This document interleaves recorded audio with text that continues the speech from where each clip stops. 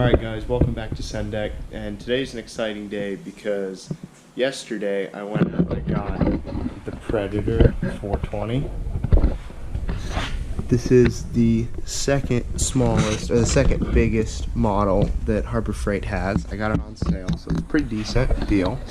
Got the electric start, so this thing is gonna be a beast. And then also, look what came in the mail. The box is a little beat up, but the torque converter is here. So now we'll go ahead and get this unboxed, get it bolted onto the engine, and then get the engine. Oh, I forgot to tell you, I had to cut the engine plate off because there was no way this motor was going to fit with how it used to sit. It used to sit in here somewhere, so there was no way that it was going to fit because the end of the motor came out to here, and there was no way the torque converter was going to fit in 2 inches. So what I did is I cut it off, and now we can flip it to the other side of this bar here, and this will give us an extra 3 inches. I think it moved it over about 3 inches. So now we have about 5 inches between the end of the crankshaft and this bar here. So that gives us plenty of room in here, and we've got more than enough clearance on this side.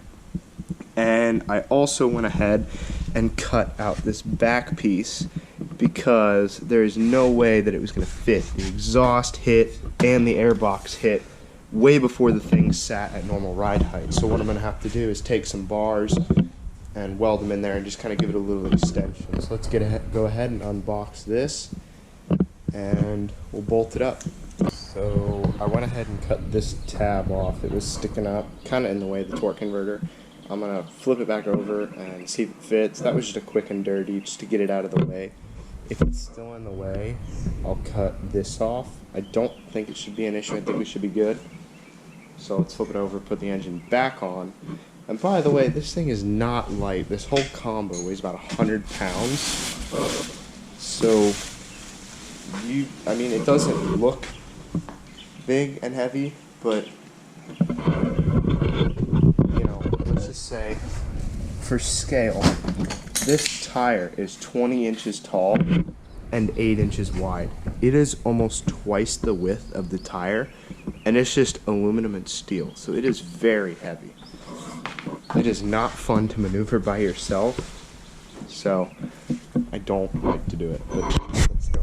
Alright, so the engine's back in, the torque converter is on, and as you can see, bracket clears with plenty of room. There's only 2 inches in there.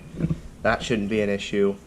Alignment on the belt is pretty dang good, so that shouldn't be an issue. Now, what I gotta do is take this, I gotta mark where the plate is, take it off, tack the plate on, make sure it's still in the right spot, and then take torque converter apart again because I've got to put lock washers and torque the bolts that I put on. Since none of them are torqued, they're just kind of hand tight. So let's go ahead and start pulling this off, pull it apart, weld it, and yeah, and then we'll check the fitment. Alright guys, I think that's going to be it for today because the welder ran out of wire and I tried to put another spool on, but the spool is all tangled up and it's a mess.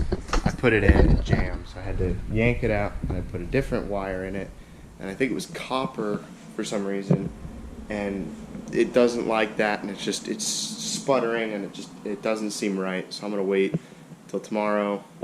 My dad come over and make sure I'm doing everything right first of all, and probably get more wire, and then we'll be back tomorrow once we get this welder going, and then we'll weld this plate on, get the motor mounted.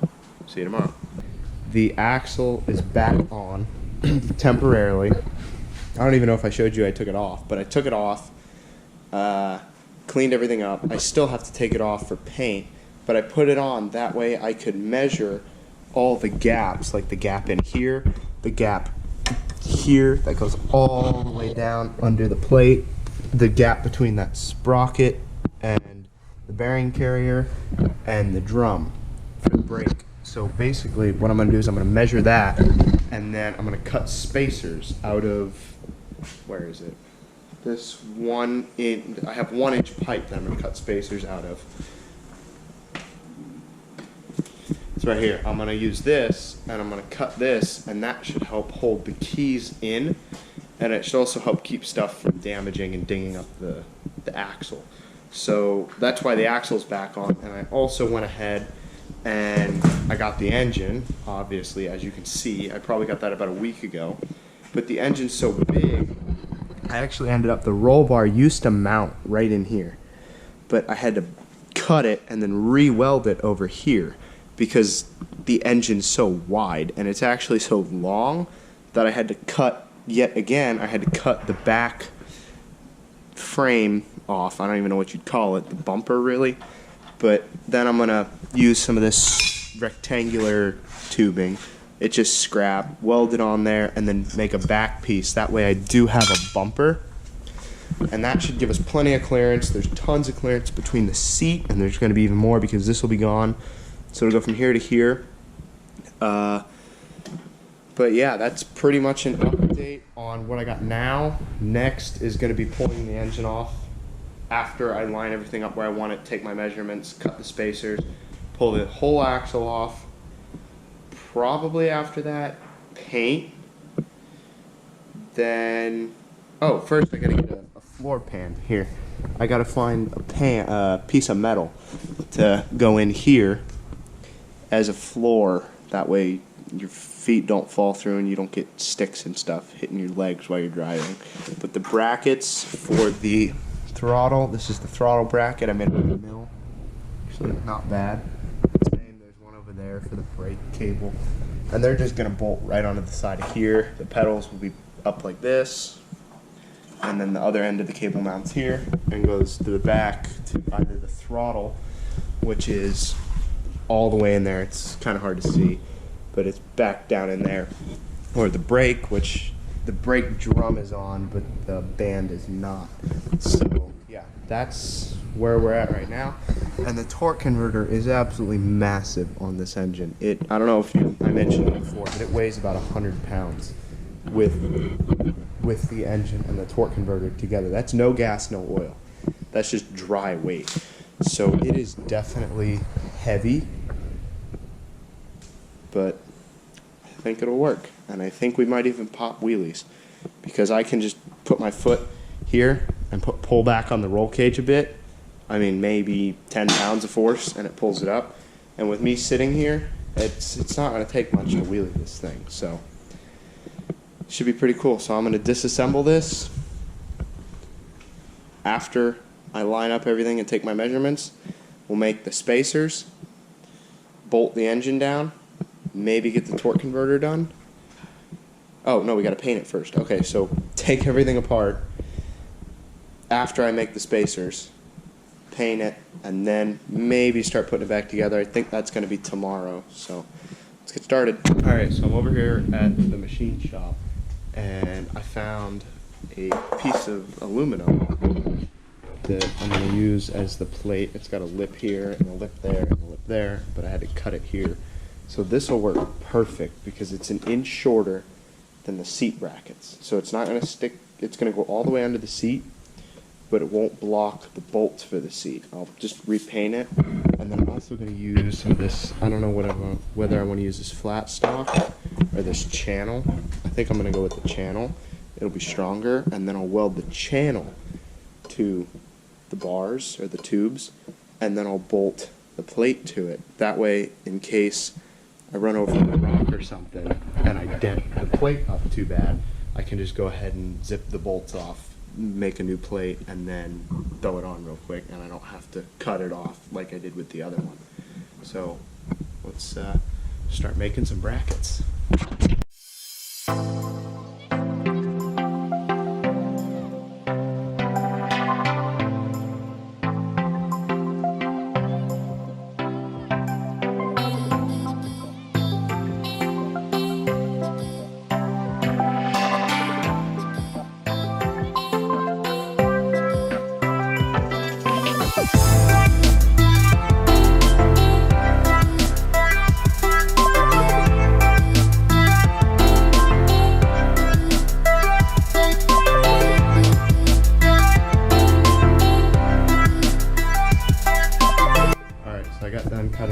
sockets.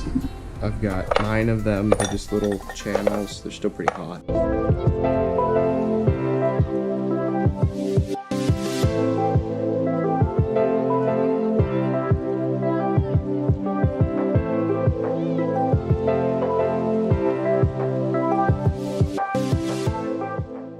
Hey guys, day 2 here, and today I'm going to be welding the piece for the back on here for the extension.